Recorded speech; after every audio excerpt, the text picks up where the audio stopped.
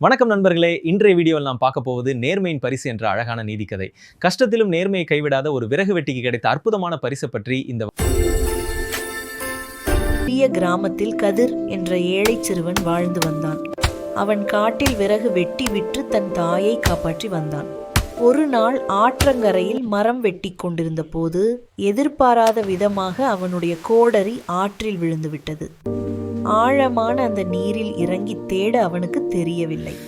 தனது வாழ்வாதாரமான கோடரியை இழந்து விட்டோமே என்று கதிர் அழுது கொண்டிருந்தான்.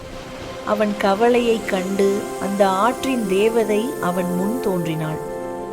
சிறுவனே, ஏன் அழுகிறாய் என்று கேட்டாள். கதிர் நடந்ததை கூறினான். உடனே தேவதை ஆற்றில் மூழ்கி ஒரு தங்க கோடரியை எடுத்து வந்து, இது உன்னுடையதா என கேட்டாள். கதிர் அதை பார்த்து, இல்ல தேவதையே, இது என்னுடைய தல்ல என்றான். மீண்டும் தேவதை மூழ்கி ஒரு வெள்ளி கோடரியை எடுத்து வந்தாள். அதற்கும் கதிர், இதுவும் என்னுடையது இல்லை என்று மறுத்துவிட்டான். மூன்றாம் முறை தேவதை அவனது பழைய இரும்பு கோடரியை எடுத்து வந்தாள். அதை கண்டதும் கதிர் மகிழ்ச்சியுடன், ஆமாம், இதுதான் என்னுடைய கோடரி என்று கூவினான். கதிரின் பேராசையற்ற குணத்தையும் கஷ்டத்திலும் அவன் காட்டிய நேர்மையையும் கண்டு தேவதை வியந்தாள்.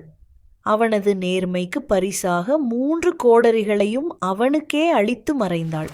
கதிர் தன் நேர்மையால் செல்வத்தை பெற்று மகிழ்ச்சியுடன் வாழ்ந்தான். நீதி, நேர்மையே நற்பண்பு. உண்மையான உழைப்பும் நேர்மையான குணமும் ஒருவனுக்கு எப்போதும் உயர்வை கொடுக்கும்.